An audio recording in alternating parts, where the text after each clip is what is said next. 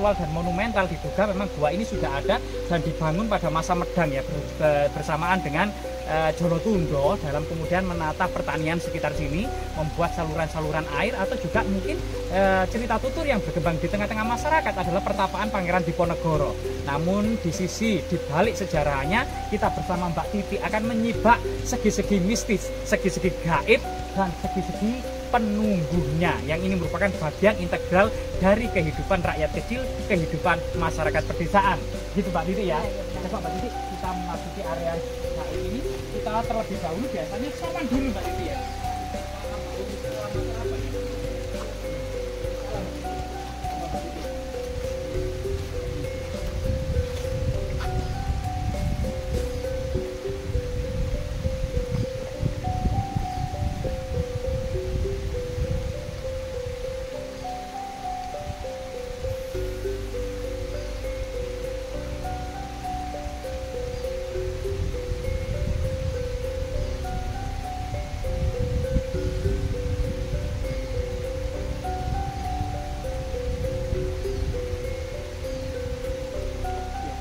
Mungkin Mbak Titi bisa melihat nggak dengan kekuatan spiritual Mbak Titi, kira-kira oleh siapa penjaga untuk Bang Punden ini Mbak Titi?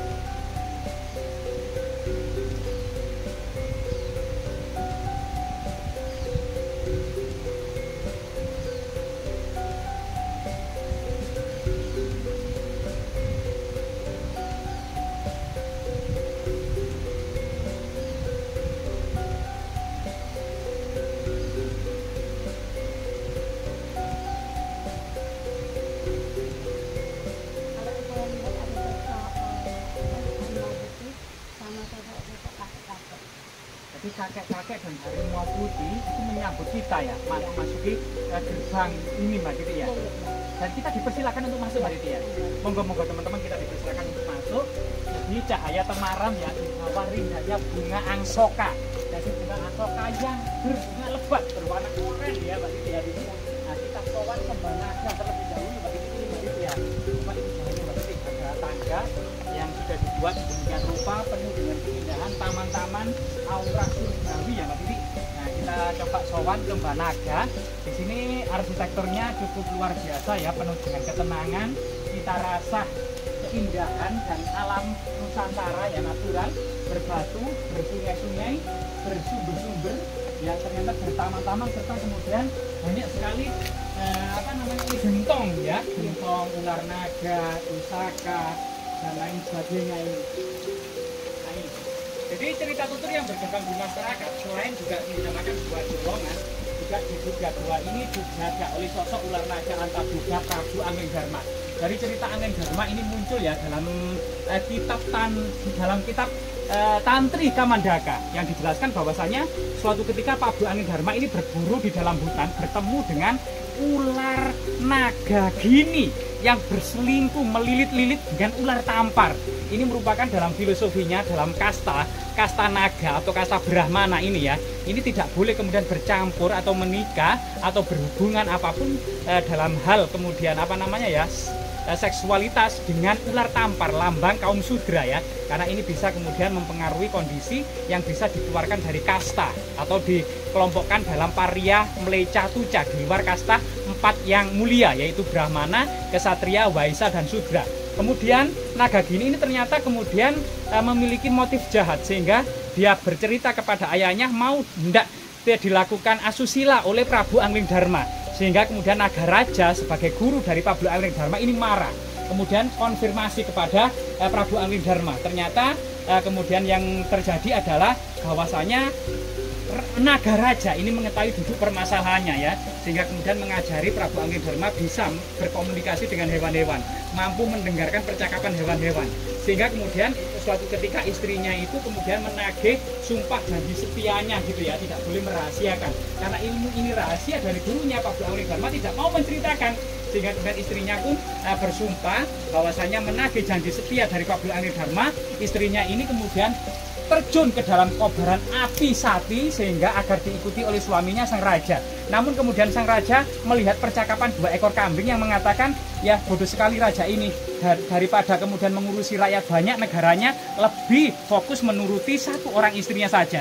Sehingga kemudian terketuk hati sang raja bahwasanya urusan negara lebih mulia, urusan masyarakat banyak lebih mulia daripada mengurusi seorang istri saja. Sehingga Prabu Anggridharma mengurungkan diri untuk terjun ke dalam kobaran api dari istrinya. Sehingga ini salah satu cerita yang dibalik Prabu Anggridharma. Intinya adalah punden ini tentunya adalah sesuatu yang kemudian dipersembahkan oleh leluhur Nusantara pada waktu itu untuk kemakmuran masyarakat yang generasi selanjutnya ya, baik kemudian generasi saat ini maupun yang akan datang.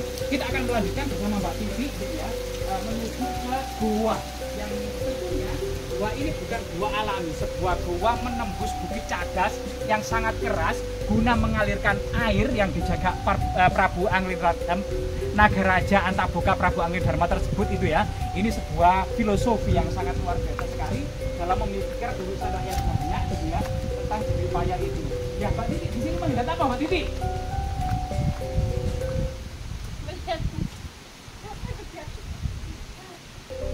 Melihat apa-apa kan? Melihat apa Mbak Titi? Belum melihat apa-apa Mbak Titi? Nah ini memang mandapannya sangat sekali ya Mbak Titi ya. Kayak zaman dulu Mbak Titi ya, era kerajaan-kerajaan.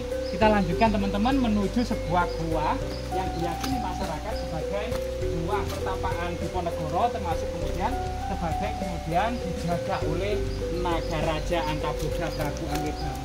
Dalam peradaban kuno di Buddha pada masa kerajaan Majapahit, bahwasanya ada kepercayaan Nagaraja Antaboga ini merupakan penjelmaan dari Dewa Wisnu yang menopang alam semesta di atas mahkotanya. Sehingga raja-raja Jawa itu disimbolkan sebagai Nagaraja yang menopang cerat Yoni di atas mahkotanya. Yang artinya adalah Nagaraja memiliki tanggung jawab dan amanah yang besar tentang eksistensi alam semesta, dunia dan seisinya, termasuk dunia dan agama ya. Nah ini semua tanggung jawab dari seorang raja.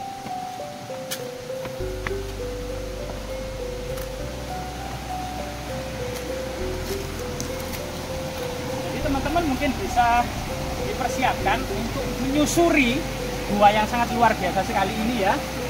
Mbak Titi ya, sudah sowan dulu Mbak Titi ya. Nah, tadi saya lihat itu Mbak Titi dengan kekuatan batin dan supranaturalnya mencoba berinteraksi atau melihat gitu ya. Di depan gua itu ada penunggu-penunggunya Mbak Titi ya. Mbak Titi melihat apa Mbak Titi? Mungkin kamera lebih ke depan ya. Nah, coba Mbak Titi, kamera tadi Mbak Titi melihat apa saja Mbak Titi? Ada orang hitam besar dari situ. Seperti buku hijau gitu Mbak Titi ya? Iya, matanya melotot. Matanya melotot. Terus apa saja Mbak Titi? Juga ada ular. Ular juga? Iya, ular juga. Ular raksasa Mbak Titi ya? Iya. Ular naga berarti ya? Iya. Nah, serem apa bersahabat ularnya Mbak Titi? Tapi di sini ular juga. Ularnya baik, sebagaimana filosofi naga-naga dahulu ya. Naga-naga di Asia itu baik sebagai filosofi kebijaksanaan. Berbeda dengan naga-naga di Eropa, yaitu lambang kejahatan dan menyeramkan. Luar loh, Mbak Titi berani masuk gua ini? Loh, berani teman-teman. Waduh, serem banget teman-teman ya.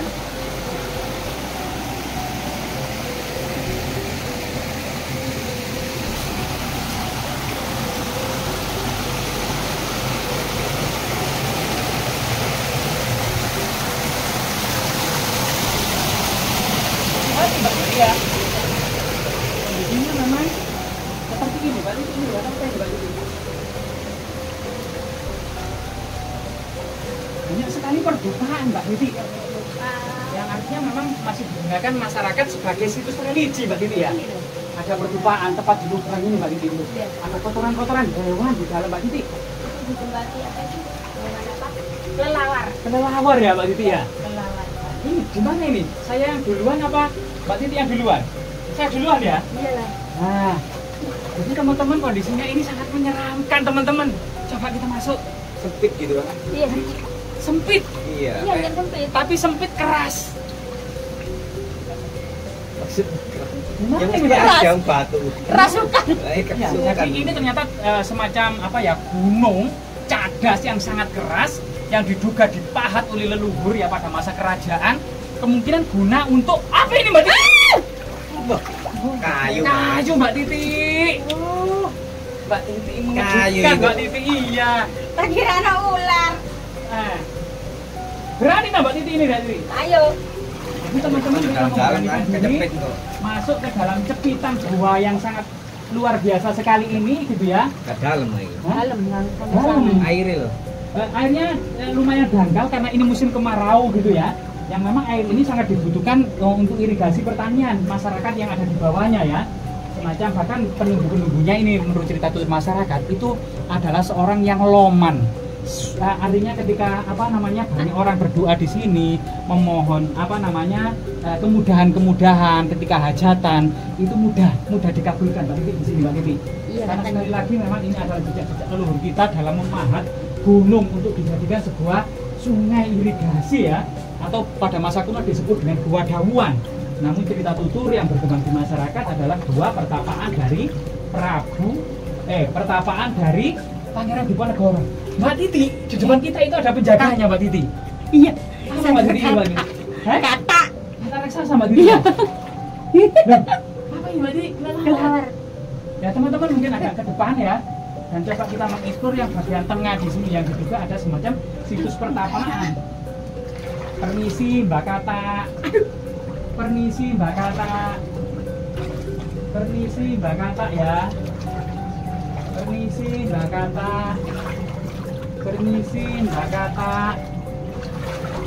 Loh, Mbak Titi ini lebih besar lagi Mbak Kata. Ini. Teman-teman, mungkin Kang Fadlan Entertainment ini katanya bisa, ini kata yang laki-laki yang mana Mbak Titi? Mungkin Mbak Titi bisa tahu. Mbak Titi, itu ini kata yang kecilnya. Aduh, kakiku baru katai. Lihat iya dah. Iya. Jadi ini kata Besar yang itu kecil. nangkang sih. Iya. Ke situ. Iya, mungkin yang perempuan yang besar Mbak Titi ya biasanya. Iya. Yang kecil Iya. itu laki-laki berarti. Iya. Mungkin kedua kata ini lagi bermesraan gitu ya. Iya. Untuk menikmati dinginnya alam. Itu Banyak kelelawar. ada banyak kelelawar. Lah ini ada kata raksasa tadi. Ini kakeknya mungkin Mbak Titi. Iya. Kata raksasa ya? Iya kakeknya atau buyutnya ya. Kakeknya Ini tadi. katanya lorong rahasia itu bang. Ya, ini lorong rahasia Buat bertapa. yang buat Iya. bertapa Tapi ini ya. dalamnya katanya dalamnya itu lebar kan. Iya, Iya, dalamnya lebar. Mungkin apa namanya? Teman-teman kameramen bisa lebih mendekat. Mbak Titi ternyata di sini. Aduh, Mbak Titi. Ya Allah, Mbak Titi. Kalau ular. Ular dan ularnya besar-besar. Itu. Sama situ. Sama situ. Nah, mungkin ini sosok ular penjaganya Mbak Titi ya. Saya Mbak Titi. Jadi teman-teman di lokasi ini kita menemukan banyak sekali kulit ular dan kulit ular ini adalah kulit ular yang sangat-sangat besar. Jadi dan asli dan ini adalah kulit yang sangat besar ya. Nah ini ada kulit masih gembuk, masih basah. Nah ini coba sisiknya yang sangat besar. Jadi ini sangat besar sekali. Jadi ini ular raksasa Mbak Titi. Nggak tahu Mbak Titi. Aduh kita keluar saja. Kita keluar saja untuk menjaga keamanan Mbak Titi. Kita sudah mulai merinding. Banyak ular besar teman-teman. Banyak ular besar Mbak Titi. Ganti kulit ya. Yang penting ganti kulit ya. Ganti kulit teman-teman. Nah ini kata. Coba kita aja ya. Kita tutup saja. Apa namanya? Aduh. Jalannya sempit kan. Aku di belakang nih. Gak apa-apa Ben kan. Aku di belakang. Kan gak apa-apa tinggal sini aja. Itu apa itu? Apa jangan kata. Itu. Katanya tadi mana? Kata air. Ularnya pelusungnya besar sekali. Aduh. Kulit. Oke. Terima kasih teman-teman ya. Semoga kemudian bermanfaat ya teman-teman. Ini salah satu penelusuran kita terhadap tinggalan-tinggalan leluhur kita yang sangat luar biasa sekali, yang sampai saat ini memberikan kemaslahatan bagi masyarakat yang ada di bawah ya untuk irigasi pertanian. Luar biasa, semoga bermanfaat.